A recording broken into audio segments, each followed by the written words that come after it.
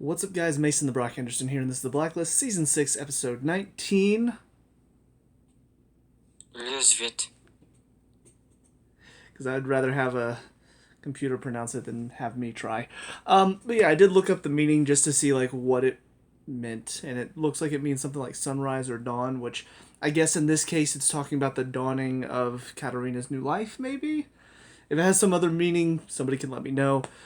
But yeah, this was, whoo boy, this was very enlightening because we finally learned the truth. We find out who Reddington actually is before the finale, which, again, something that this show does very well is that it tends to just sort of keep you guessing as to when you're going to find out information or what episodes are going to be important. Because I had it in my mind that we were going to find out Reddington's true identity by the end. And I thought that maybe Liz wouldn't find out, but somebody else would, and that they would be like, well, I can't tell her because such and such. But no, she finds her grandfather, and her grandfather tells her the story of her mother and everything that happened to her, and the story of this guy, Ilya. What was his last name? It's like Ilya Surkov, maybe? Could be wrong about that. But at first when they introduced this guy, I'm just like, wait, who is this? Like, the name sounded familiar, and I looked up.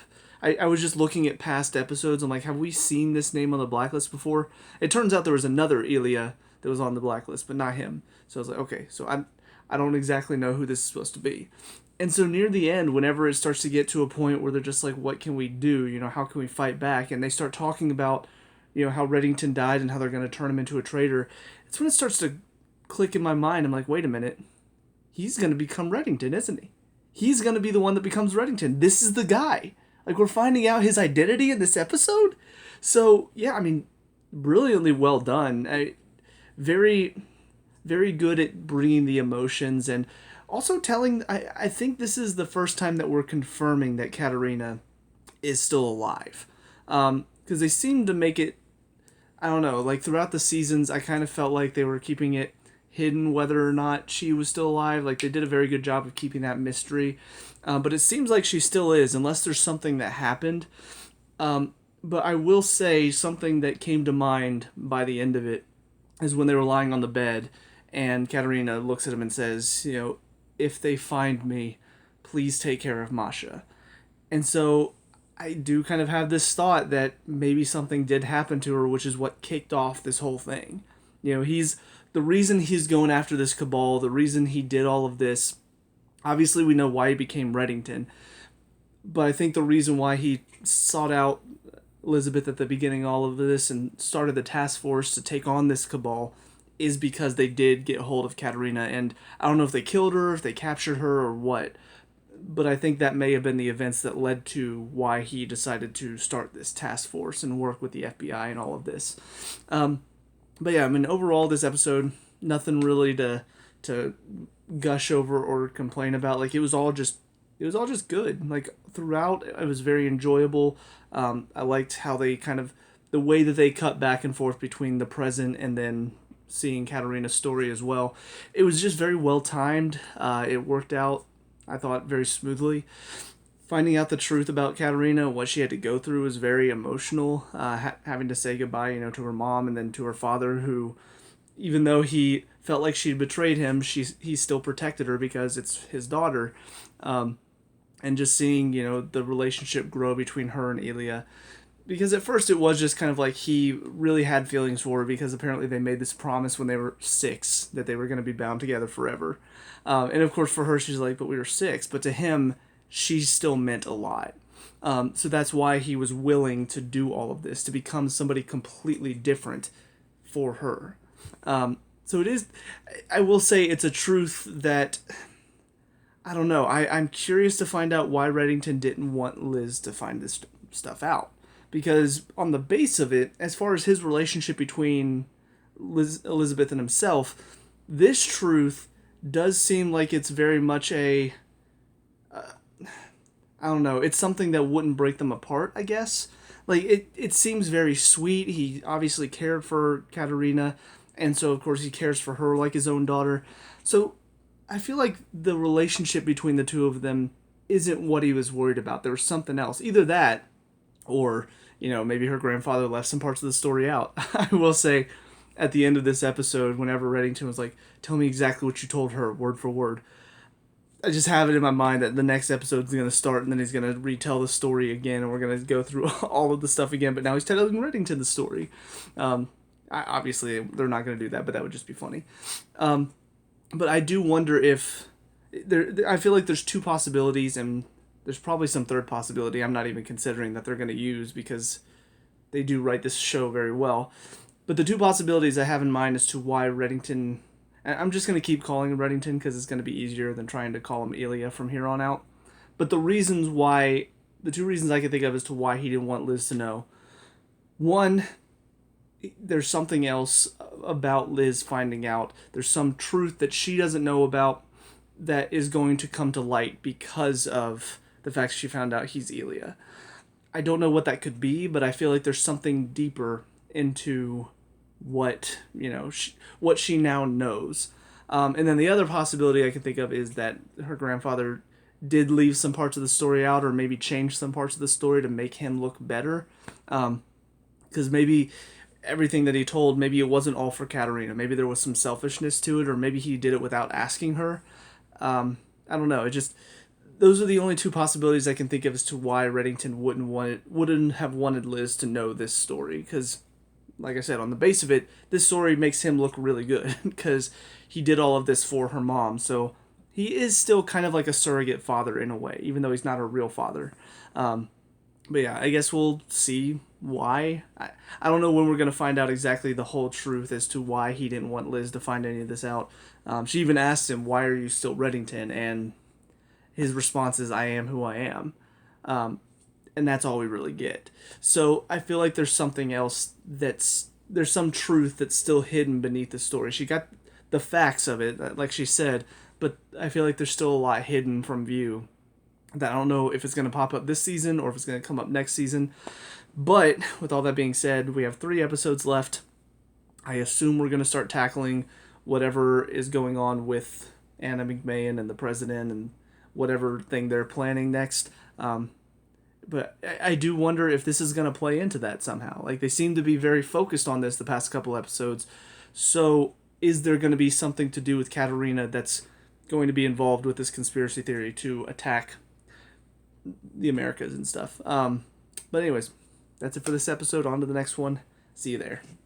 Now, episode 20, Guillermo Rizal. This is kind of a weird one. Yeah, the whole genetic, cloning, processing, all of that stuff. I don't know. That stuff has always been very kind of nightmarish to me in a way. Like, there's something very sci-fi, and I don't know. I've seen a lot of sci-fi stuff. Obviously, I'm a nerd, so I enjoy the sci-fi stuff, but when it comes to messing with genetics and turning people into, different things, something feels weird to me about it. Like, I get the fact that it's something they're looking into because we do want to try to become the best versions of ourselves. However, when science gets involved and people start experimenting and stuff, it gets a little in the gray area because you get to situations like this where people are just like, oh, I'm just going to test even without permission. So yeah, this Guillermo guy, very, very good at playing the, what's it called? Like the goal-driven scientist, basically, where he believes, we're dying soon because of climate change and all this stuff, so I'm going to fix humanity and all of this. So yeah, I mean, he did a great job. That speech at the end, I believe he bought into all of it, and I believe he thinks all of that, so I'm just like, bravo, you scared the crap out of me, because anybody with that type of resolve would be willing to do anything, even create these children, give these parents a different embryo, create them, and then abduct the children so he could test them. And it's kind of a scary thought to think of, but there are people out there like that, so, yeah, definitely gave me chills at times. But aside from that, though, the stuff with Liz and Red, for me, was kind of the good heart of the episode, because there was kind of this tie-in with the girls and stuff. because the whole message is basically biology doesn't necessarily mean family. And that's kind of well represented in the fact that none of these girls were actually the daughters of these parents. They were, created in a lab and kind of in a way and then put inside them, but they're still their daughters, even though they're not genetically their daughters. And I think that's a good way to sort of, I guess, wrap up the message of this episode because, yeah, Liz and Red right now are in a bit of a strained relationship because Red doesn't trust her. And it makes sense. He can't kill her, like he's not going to because of his promise basically to Katarina that he wasn't going to kill her, that he would take care of her. So it goes against his code, but that doesn't mean that he's going to be happy with her, that he's going to trust her after what she did. But what they show at the end is that eventually he will learn to live with it. He will get over it and he will learn to trust her again because love wins. And even though they're not genetically family, they are family in a what's the word I'm looking for? I guess in an emotional sense. And it's very true. I mean, there are people that are not blood family, but they're still family because of how you care for them. So it was a very good message. As far as the stuff, though, with Anna McMahon and the whole plot against the U.S., yeah, it's definitely got me interested. And now seeing how desperate she is to get to this dossier, which I will say, I already don't like her because, I mean, they've written her very grimy, slimy, just you want to punch her in the face because she's such a despicable human being. So I already don't like her. She pronounces it dossier, and that's probably pronounced like that somewhere, but it put me off a little bit. Every time she said it, I'm just like, no, it's dossier. Stop saying dossier. It's dossier. Just another thing for me to dislike about her. There are going to be people out there that, the one of the 3 or 4 people that watch my videos, one of them's going to pronounce it dossier, and they'll be like, oh, I can't believe he doesn't like people who say it like that. But it sounds weird, right? Like dossier? It sounds like you're about to do a do-si-do. It doesn't sound right. Anyway, little side tangent there. But yeah, seeing her sweat at the end was fun for me because we haven't really seen her really get this kind of holy crap. Like she's been put against the ropes a couple times throughout the season. There were a few moments where Reddington did sort of best her in the moment, and you could see her getting frustrated. She looked legitimately scared at the end of this episode. So I guess it's gonna be tracking down the dossier, trying to figure out what's on it, trying to figure out this plot, and trying to stop it, but also taking them down in the process. And it really does kind of make me question all the stuff they've been doing so far. Is there really anything to it, or has it just basically been building to this moment where they can find the dossier? And even the one moment where we saw that she was tapping the offices, is there anything to that? Did they know that she was tapping the offices and kind of played against her a little bit? Because she already knows that they're working against her. So I felt like there was going to be a little bit more subterfuge and working against her while she's there type of thing. I was really hoping to get more of that this second half of the season. We didn't really get that. We had one episode where she came in, she's like, I can't believe you're taking this case on without telling me, and that was kind of it.